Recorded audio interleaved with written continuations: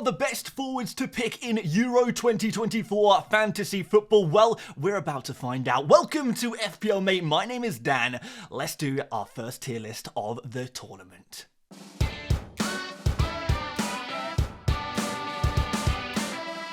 Okay, so today we are going to be doing our tier list for the best forwards for Euro Fantasy, of course, and we're going to put them into 5 categories. Must-haves, great picks, solid options, risky options, and by risky, I don't mean high risk, high reward, I just mean straight up risky, and we're going to finally do some avoids, players that you just should not pick at all. Guys, if you do enjoy this tier list, make sure you do drop a like, and if you really like this, we can do the same kind of thing for midfielders, defenders, and goalkeepers. So let me know if that's something you'd like to see. Let's get started with the 25th most popular forward at time of recording, and that is Mitrovic. So we're going to put in Mitrovic first.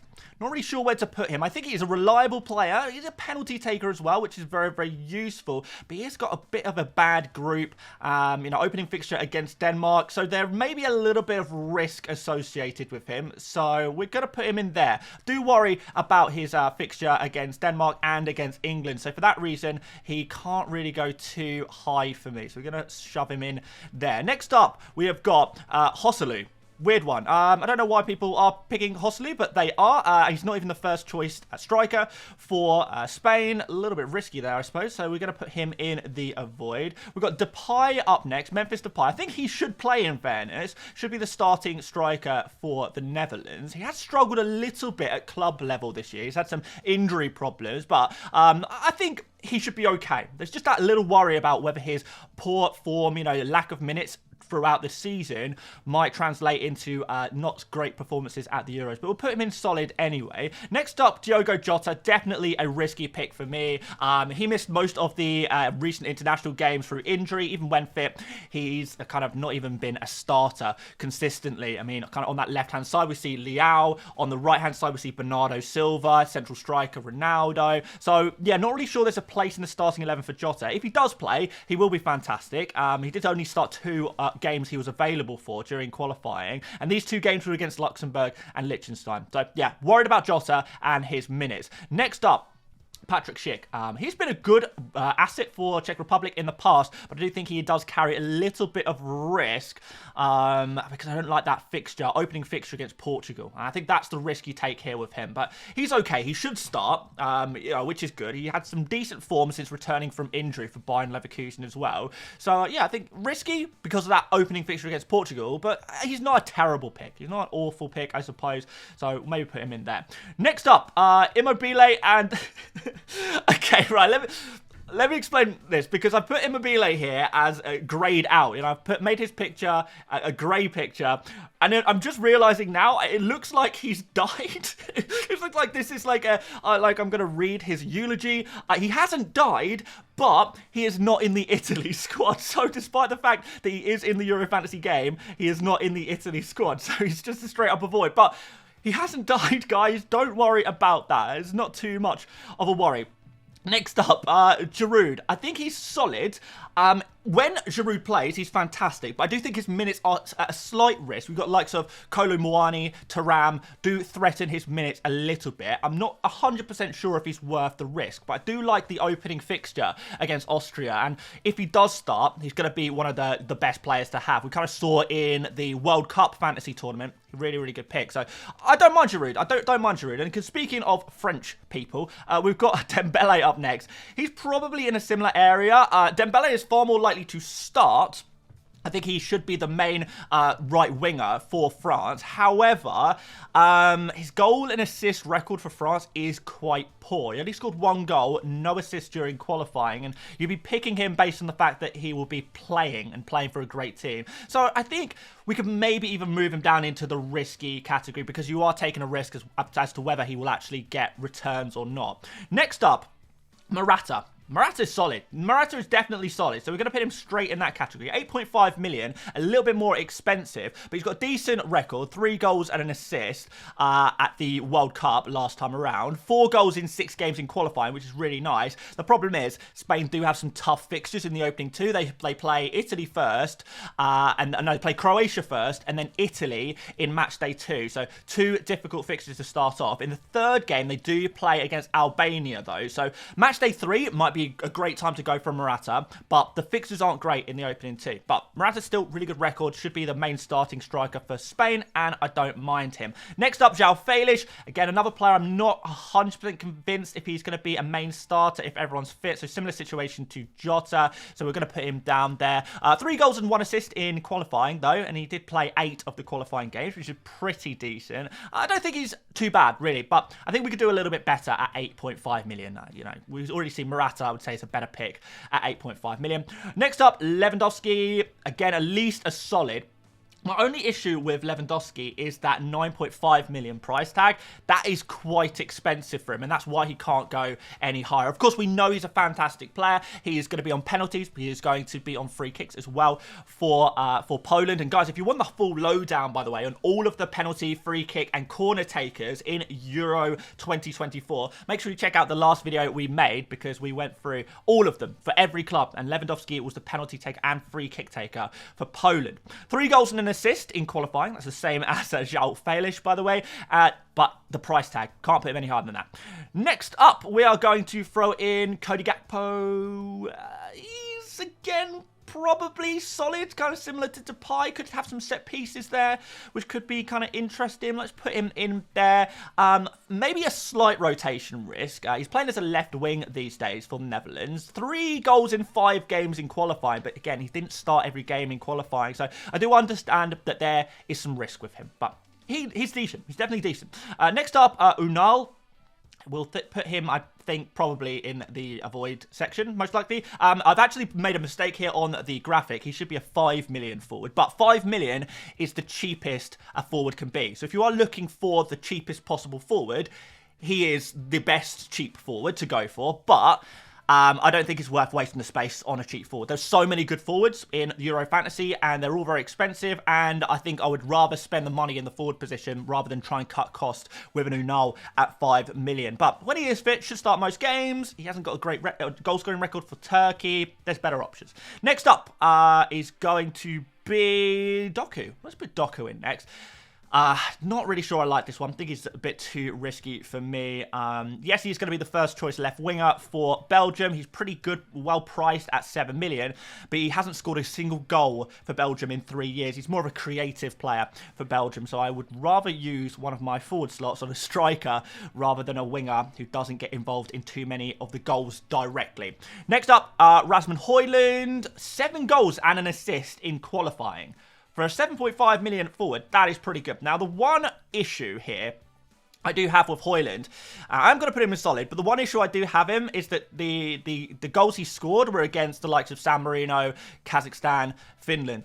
Denmark had a really favourable group there, and Højlund kind of, I don't know, stat padding is maybe the wrong word to use, but that does concern me a little bit. He has still proven, though, that he is the main goal-scoring threat for Denmark. So if Denmark are going to score goals, it's most likely to be Højlund who is going to be the guy to get them. So that is some positives to be taken there. Next up, Dovbyk, a bit of a hype pick at the moment, but I think he's a little risky, and I'm going to throw him down in the risky category. The issue is he only got 2 goals and no assists in 10 qualifying games. Maybe a little bit overhyped there with the numbers not looking great. Is he even the main source of goals in his team? I don't think he is. I think for Ukraine, Mitrovic also got 2 goals in 9 games. Sikankov got 3 goals in 7. So, yeah, Dovbyk, yeah, great domestic campaign this year, but yeah, I think he's a little too risky for Ukraine. I don't know if I go for him. Next up, Griezmann. Is he a great pick? I mean, potentially. Ordinarily, I would put Griezmann in a great pick. He's a free kick taker, corner taker for one of the favourites of the tournament, France, which is always very good. 9 million is a good price tag for him. But he only got a goal and an assist during qualifying, which is not quite up to scratch. I wonder if he's fallen off a little bit, and therefore I'm going to drop him down into solid. Next up, Chiesa plays as either a left winger or second striker. Nice fixtures, nice opening fixture against Albania. After that, the fixtures do get a little bit more difficult for Italy. 7.5 million is a really nice price tag. He only played 2 games during qualifying due to injury, but he got 2 goals in those 2 games. So that's pretty decent, actually. So if you do fancy Italy against Albania, and you do think they're going to score some goals in there, Chiesa is probably a pretty good shout as to a kind of player who would get some returns in that game. Next, Rafael Leao. I think, again, he's going to go with these other Portuguese players in the risky category. The issue is he's never really been the main goal threat at international level. Only 1 goal and 2 assists in qualifying. It's not ideal. But at 8.5 million, we're going to talk about Ronaldo shortly, but Ronaldo is not that much more expensive than a Leao, a Jota, or a João Felix. So for that reason, I think these players are a little bit too risky. Rather spend the extra money on the main man from Portugal. Next up, Yamal. Oh my words. I think he's got to be a great pick. Despite the poor fixtures, 6.5 million is obviously really cheap. He is going into this tournament very hyped up, and I'm so excited to watch this player play. I wonder how much pressure there's going to be put on him in this tournament, but he's got 2 goals in qualifying, 2 assists in a recent friendly against Brazil, so he's shown that he can do it at the highest level. It is a bit risky though, considering the fixtures, Croatia then Italy. He might be a great matchday 3 punt when Spain play Albania. We get a bit more information. So maybe for that reason, we move Yamal down into solid. Yeah, I think we'd move him down into solid, I think. But, you know, that price tag is good. It's really good. If you're looking to cut some costs somewhere, players like Chiesa, players like Yamal are definitely players I'd be looking at. Next up, I think we're going to put a player in at least great pick, possibly even must have. It's Lukaku, the most underrated forward pick in the game. I know he is one of the more popular forward picks, but at only 11% selected, I think that does him a serious disservice. 14 goals and an assist during qualifying. He was the top scorer in Euro qualifying, and he plays against Slovakia, Romania, and Ukraine during the group stages. That, for me, is fantastic, amazing. He is going to go in the great pick category. Also on penalties as well. And when you're playing with De Bruyne behind you, it's always going to give you great opportunities to score goals. So I really like this pick, Lukaku. I say he's almost a must-have, but not quite. Very close, though. Next up, Kai Havertz. You know, playing as the host nation in Germany. So I think that probably makes him at least a great pick. I think he should start all games, probably. No qualifying data, of course, because Germany didn't have to qualify, but he has got 3 goals and 2 assists in the friendly matches since the World Cup. Good club form for Arsenal, good fixtures, opening up against Scotland. He's a decent pick. He's definitely a decent pick. He's definitely one of the better, cheaper forwards to go for. Next up, Cristiano Ronaldo, Sui. He is not going to go in the must-have, and I don't even think he's better pick than Lukaku, but still a great pick. Penalty taker, free kick taker, 10 goals and 9 assists in... 10 goals and 1 assist in 9 qualifying games. Portugal also won every single one of their qualifying games. They are a team very much in form coming into this tournament, and maybe an underdog to win. At only 10 million, you know, I think you spend the extra money. Rather than going for Leao, Jota, Felix, I think you spend the extra 1.5 and go for Ronaldo if you do want that Portuguese striker in your team. Love the fixtures, Czechia, Turkey, and Georgia. Overall, Ronaldo is a really great pick. I think Lukaku, because Lukaku's 1 million cheaper, more nailed on. I think I just prefer Lukaku to Ronaldo, but both of these players have great fixtures, great qualifying form, great qualifying records. I like them both. I like them both a lot. Which brings us to our last 2 players. First of all, it's going to be Harry Kane. I think he's a must-have. There we go. I think maybe this is English bias coming out now, but amazing campaign for Bayern Munich this year. So he's coming into this tournament with great form. He's a penalty taker. He's got 8 goals and 2 assists in 8 qualifying games. So he's getting more than 1 return per match at international level. Same with Lukaku and Ronaldo. So these are really the elite picks, and that's why they do come at these high price tags. Opening game against Serbia, I think, is pretty decent. It's not amazing, but you do back England to score against these teams. And also, if England are going to score, it's most likely going to be Kane involved. And that brings us to our final pick. It is going to be Mbappé.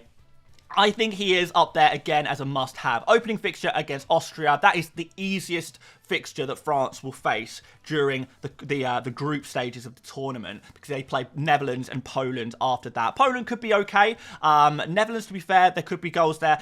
Honestly, I would back Mbappé against anyone, though. He is so good. He's a penalty taker. 9 goals and 6 assists in 8 qualifying games. So he's almost getting 2 attacking returns per game for France. That is insane numbers. He is a fantastic captain option. I just think that this is the pick to go for. Yeah, for sure. Kane and Mbappé are must-haves, and I think you'd be making a serious risk if you didn't go for these players in the group stages ahead of match day 1 in Euro Fantasy. They are that good. After you've got your Kane and Mbappe, I think at that point, you may start to look elsewhere, and your decision after a Kane and Mbappe is probably going to be down to budget and how you want to spend your money, but Lukaku, Ronaldo, definitely the 3rd and 4th best forward options for Euro Fantasy. And after that, we start to look at some of those cheaper options, such as Havertz, Chiesa, etc. So that is my tier list for forwards. Let me know what you think. Have we got this forward tier list right? Would you move anyone on here? Please do let me know. And if there's any other forwards that we haven't spoken about in today's video, let me know in the comment section, and we will discuss that player as well. So there we go. First tier list done for Euro 2024 for our fantasy options. Let me know if you would like to see midfielders next, and if you would like that, then we'll do it. Guys, thank you so much for watching. Do leave a like if you did enjoy this one. Make sure you subscribe for more Euro Fantasy content coming at you every other day at the moment, and we'll go to daily in a little bit. But aside from that, thank you so much for watching once again, and I will see you later, mates. Bye-bye.